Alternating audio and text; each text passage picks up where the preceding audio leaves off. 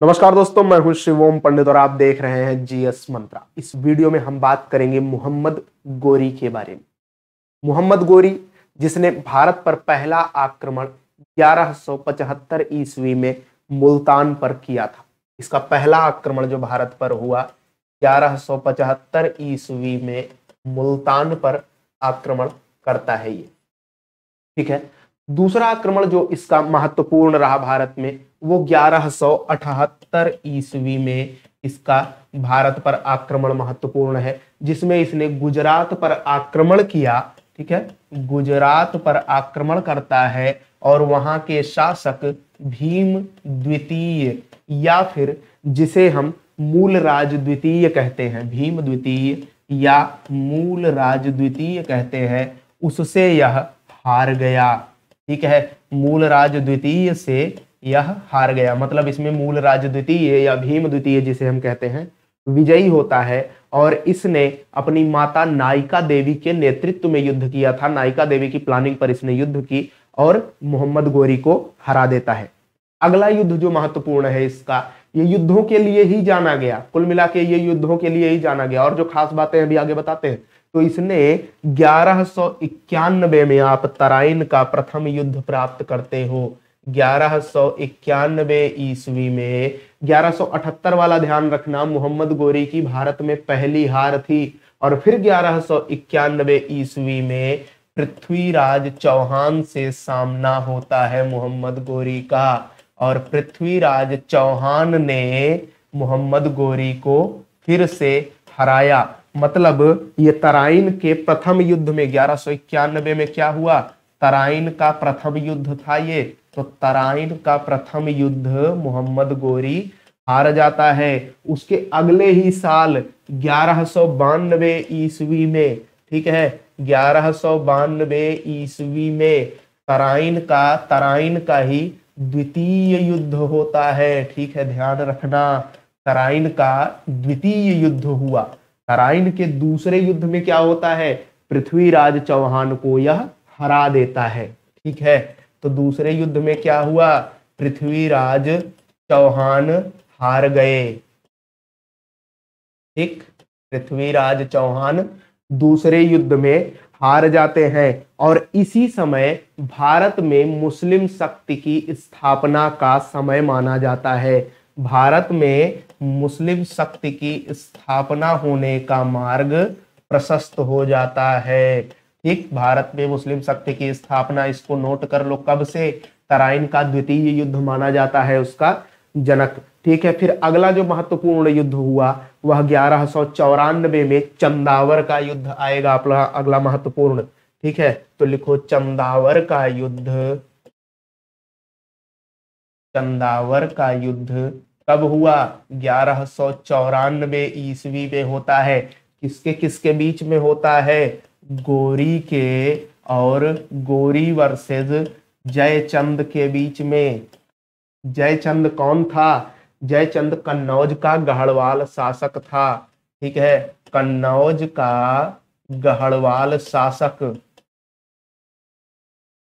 जयचंद का कन्नौज का गढ़वाल शासक था, जिसमें होता क्या है, चंदावर के युद्ध में गोरी जयचंद को हरा देता है, मतलब गोरी जीतता है, ठीक है। और ये जो चंदावर है ये आज के समय में कहाँ है, चंदावर आज के समय में फिरोजाबाद जिले पे, ठीक है, फिरोजाबाद जिले में यमुना तट पर है, ठीक, यमुना तट पर स्थित है चंदावर आज के समय में। तो चंदावर के युद्ध में क्या होता है, जयचंद हारा, गोरी जीता, ठीक है। चंदावर के युद्ध का आपको परिणाम पता चल गया 1194 में।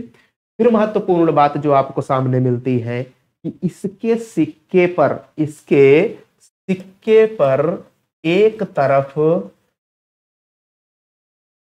तरफ लक्ष्मी की आकृति आपको मिलती है, ठीक है, लक्ष्मी की आकृति बनी मिलती है और दूसरी तरफ, सिक्के पर दूसरी तरफ अरबी में कलमा खुदा है, ठीक है, सिक्के पर दूसरी तरफ अरबी में कलमा लिखा हुआ है, ठीक। तो ये मोहम्मद गोरी के बारे में खास बात दो चीजें और भयंकर इसके बारे में इंटरेस्टिंग है। एक, इसने अक्ता प्रणाली की शुरुआत की। देखो आपको पर्याप्त कंफ्यूजन मिलता है। देखो अक्ता प्रणाली की शुरुआत इसने की। सबसे पहले इसने 1192 से 1206 तक अपने उत्तर भारत का जितना इसने क्षेत्र जीता था सबका अक्ता किसको दे दिया? कुतुबुद्दीन ऐबक को दे देता है ये। ठीक है, कुतुबुद्दीन ऐबक को। ठीक है, तो इसने कुतुबुद्दीन ऐबक को अक्ता प्रदान किया सर्वप्रथम। लेकिन पर आपको सुव्यवस्थित रूप में इक्ता प्रणाली किसने प्रारंभ की? जब भी प्रश्न आएगा तो आप उत्तर इल्तुतमिश लगाओगे।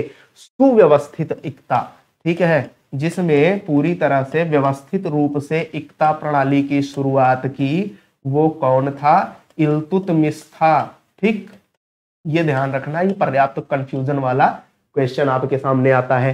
फिर अगली जो खास बात है, बख्तियार खिलजी। ठीक, बख्तियार खिलजी इसका दास था। ठीक है, बख्तियार खिलजी इसका मोहम्मद गोरी का दास था। और इसने क्या किया? 1193 से 1202 के बीच बड़ा प्रसिद्ध मामला है, इसने बिहार पर आक्रमण किया। ठीक है, बिहार पर आक्रमण करता है और क्या करता है? नालंदा और विक्रमशिला जैसे आपके महत्वपूर्ण शिक्षा केंद्रों को नष्ट कर देता है। नालंदा और विक्रमशिला को किसने नष्ट किया? तो आपको उत्तर देना है कौन? बख्तियार खिलजी। ठीक, नालंदा और विक्रमशिला को